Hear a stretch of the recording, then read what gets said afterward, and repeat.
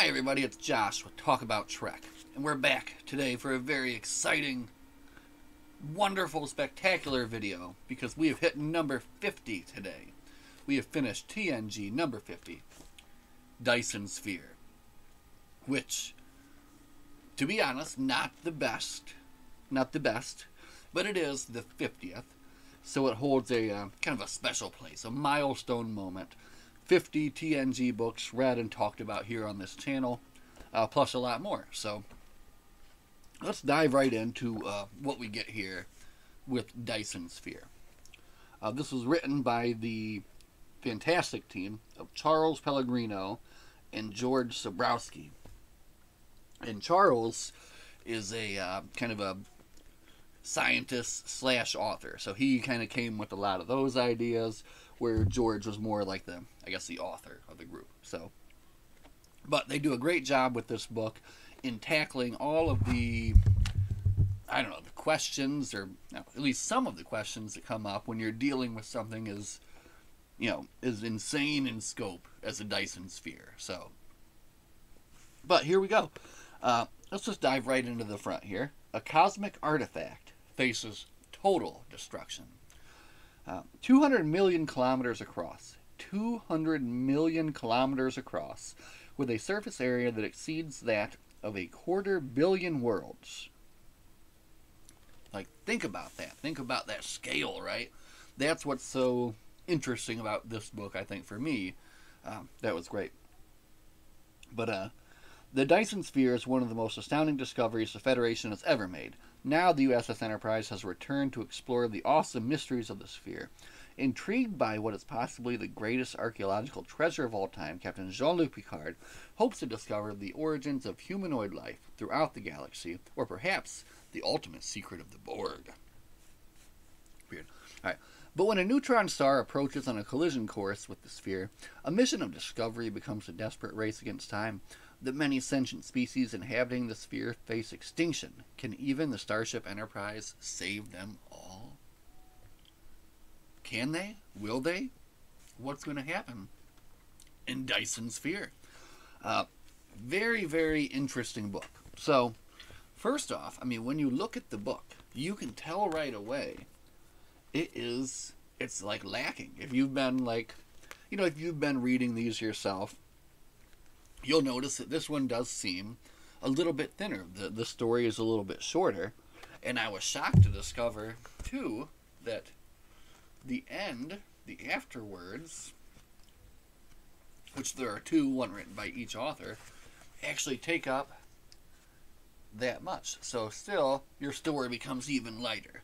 And I saw that going in, and I kind of thought that was weird, considering, you know, it's the 50th book. You'd think maybe kind of a big hurrah, maybe a bigger story. But they did pick at least a big subject to talk about. So that's the main fun thing here about Dyson Sphere, is just the whole, I don't know, just I love to think about it. I like to speculate about it. And they do a great job, this team here, of, I don't know, just diving into that whole world and what it would take. And I like how they approach this scale. And it really makes you feel, you know, the scale of this area, of this sphere, and of the builders of the sphere as well. So, the book feels a little strange, and I was realizing that going through it. Like, I did feel like almost like something was missing, like something, it was not quite, I don't know, maybe not quite complete, you know? Again, maybe just, I thought it was too short, maybe there could have been more. And then, surprising enough, check this out. So here, we got the Book of Books. This is the book that tells about books. And this here, they interviewed Charles and George, and turns out there were some mistakes made in editing. Listen to this. Charles rewrote it, and I rewrote that. Pocket and Paramount approved. We were happy. Then chaos struck. Someone cut the novel by some 20%. without our knowledge. 20%. Think about that. That's kind of crazy. So if you take out your afterwards here, you got 197 pages. And that could have been 20% more. So, I mean, that 20% would have definitely kind of maybe answered some more questions, filled in some more gaps, and just, I don't know, led to a more cohesive story. So, just also, I mean, very interesting story this is. And also, this was not the first time that this happened to this pair of authors. They just have terrible luck with getting edited, I guess. But so the book was not the intended book that was meant to go out. There was something else. There was more to it. And if you read it, I think that you can pick up on that too. There's kind of little threads maybe that kind of go away. Just bits that are kind of missing. And I don't know. In my opinion, I think that there was something to do with the Borg in it that was just kind of weird. So maybe there was something missing there that they added more to. But that just didn't seem to kind of, I don't know, they just kind of like popped up at the end. They're like, hello, we're the Borg. And then they just noped out of there. So it was weird. Anyway, the book is fun. It's a short little ride, and the science is good. I mean, like, I think, like, it's well written. And even, like, the science and, like, almost kind of from a point of faith, too. It's an interesting kind of, I don't know, dichotomy, I guess. I don't know. Also, it gives you homework to do, which I always love, when you have a book that makes you want to go back and like watch a couple episodes. So this book features, of course, the Enterprise and the crew, but also the USS Darwin, which is a Federation crew of entirely Hortas, right? So the Hortas are the rock beings from the original series, I think Devil in the Dark episode. So it gives you a couple episodes that you can kind of go back and watch so you can get more familiar with the characters and the setting of the book. So, very cool. And also, just having this crew of Hortas, I think, was a very interesting thing to do, too. Beings completely different from us, but perfectly suited for this kind of exploration, this kind of science, you know. And that's what this Darwin is a science vessel, so. All in all, the Dyson Sphere it's a fun ride. It's just missing some pieces, but if you're going to get into it, I would say you're definitely going to enjoy it, and especially if thinking about something like this is just something that, you know, brings you joy. If you like to think about these kind of out there sci-fi concepts, which I do, you're going to enjoy this book because it kind of really brings some more to the table for that. So that's what I think of Dyson Sphere. Now, let's actually just jump right into the story. So if you don't want to be spoiled, we'll see you all next time. All right, so the USS Darwin, the USS Enterprise, they're... Hold on. First off, I took terrible notes, so I might get a lot of this wrong. But the Darwin and the Enterprise are on their way back to the Dyson Sphere. And kind of crazy to think, I guess, that this is the first venturing back, because, I mean, it seems like one of the most amazing discoveries in the universe, right? Like, they should have already had teams of exploring ships there checking it out. But anyway, they're going back now, and they're going to check it out and kind of see what they can learn at this point after their first encounter with it. So now, as they're approaching the Dyson Sphere, one of the first cool things that I liked about this is the area of space surrounding the sphere is completely devoid of anything. So it's like this giant emptiness, because the creators of the sphere had to gather up all the materials in the area and bring it in to create this giant sphere around their sun, right? So they're crossing through this giant area, and then they finally get to the sphere, and the plan is to basically the sphere has like a docking mechanism, so they'll trigger it.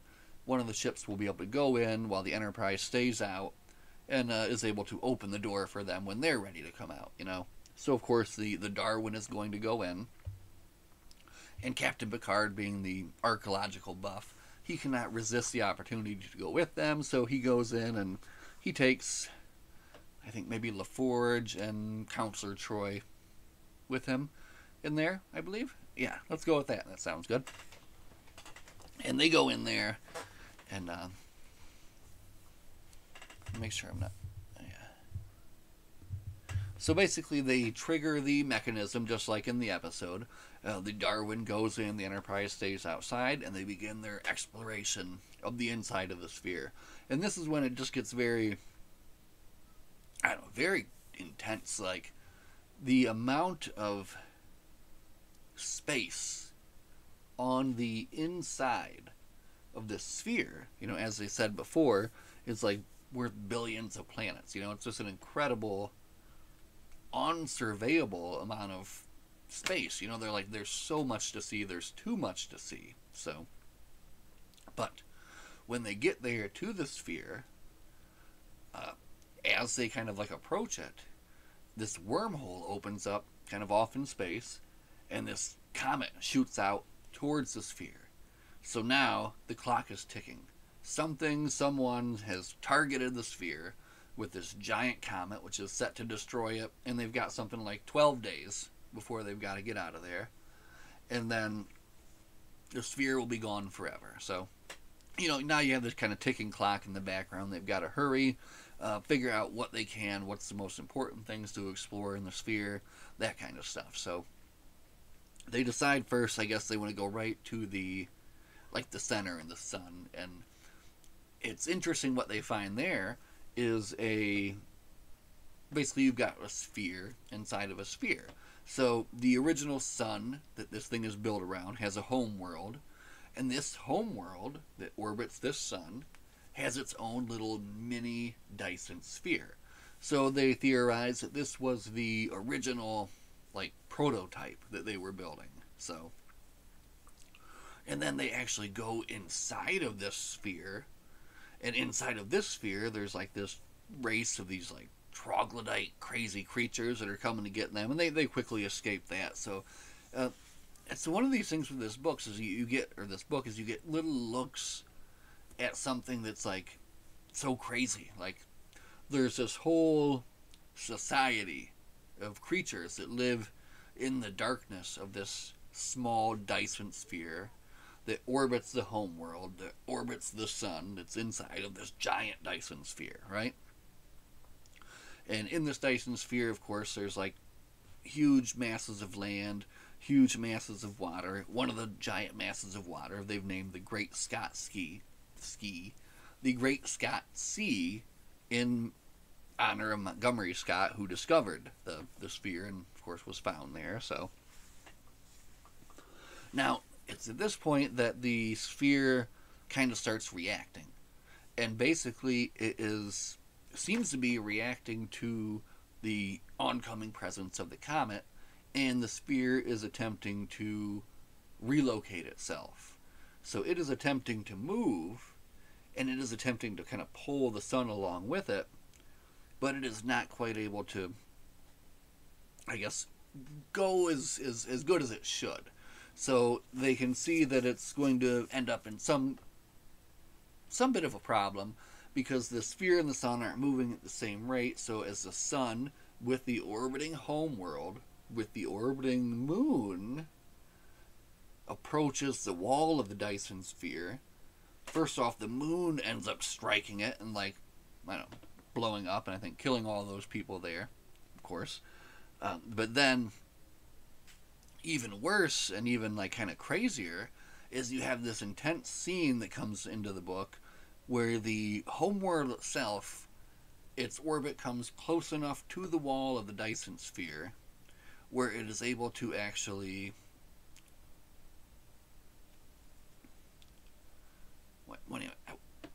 it hits, I think, and it actually, like, a planet hits it, and the structure is so sound, the planet itself rolls across the sphere, you know. So it's like just this crazy immensity that, like, goes on in this book with the, like, can you imagine, like, a planet hitting this thing and, like, rolling like a ball basically across the inside. So you'll forgive me, I'm not giving you the full story. I'm just giving you like the kind of like the highlights as they come to me. Again, I took terrible notes, and that's okay. It was a fun book, all in all, and I liked the. It basically at the end it became like an escape from disaster kind of book, which was very fun. So everything is going wrong basically on the inside of the sphere, but they're trying to see if they can't possibly save anyone else. So at this time they actually have sent in Worf with some additional help to, try to rescue the captain basically, because they're just kind of a little bit worried about what's going on in there. So they've discovered more than one like other species that live here in the sphere.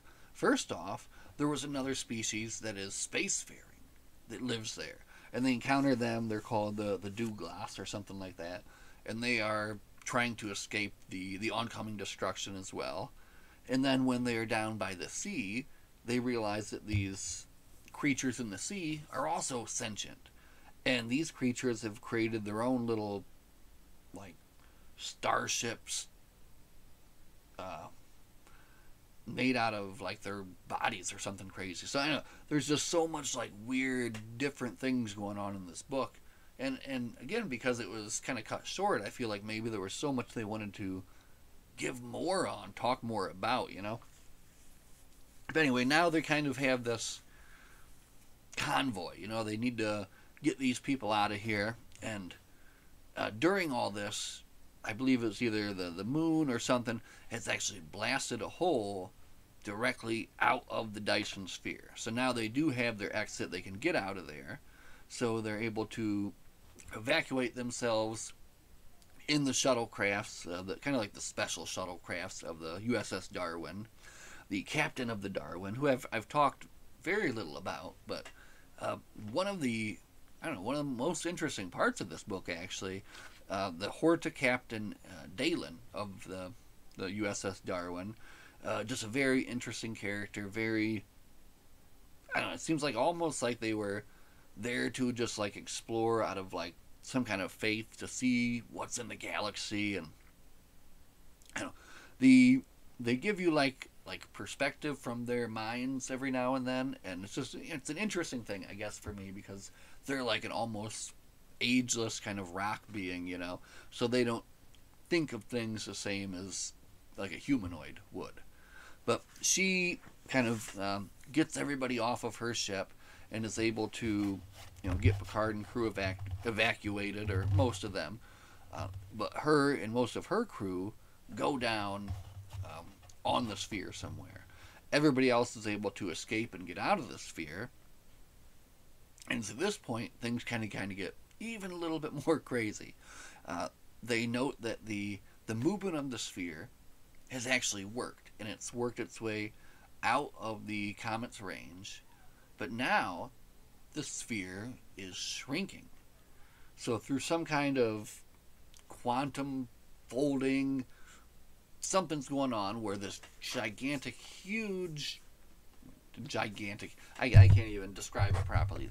This Dyson Sphere that's immense, it just gets smaller and smaller and smaller and smaller and smaller and smaller and smaller until it becomes nothing and basically pops out of the galaxy, which I guess is its creator's way of making sure that it stays safe, something like that. So that was just a very interesting way to deal with it, to get rid of the sphere, because it's kind of like one of those things that's out there in the Star Trek universe. It has to be dealt with. Like, oh, there's this big giant sphere full of possibly crazy technology out there, but now this book has kind of wiped it clean, so it's gone out of the galaxy.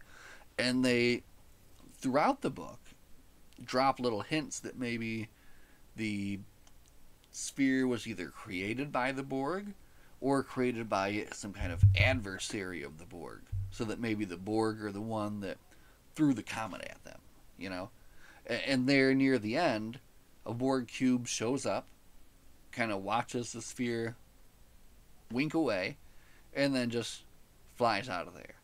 So again, it's like it seems like there's little things maybe they wanted to do, they didn't, or they wrote more about, and it got cut out. I'm not sure, but still, the book for the mere, I don't know, just the sitting down and that contemplating the immensity of a Dyson Sphere and the time and effort and everything that would have to go into doing something like that is crazy. So just for that, it's something that's very, very fun. And also, it's number 50. That means that I have successfully read and talked about 50 Star Trek books, 50 TNG books on this channel, in addition to many, many more. Maybe even another 50 or so other books. So, kind of a big deal, right? Number 50. Where do we go from here? First off, we got to take a little TNG break. The next TNG set coming up is a saga of 6, the Double Helix saga. So before I dive into that, we'll definitely do something else. Maybe read the new book Firewall by David Mack, which follows 7 when she comes back, after they get back from the Delta Quadrant. So we'll see about that. That one might be pretty good. That's all for book talk tonight for this one, but we'll be back soon to talk about more fun stuff. As always, live long and prosper. See everybody in the next one. Bye.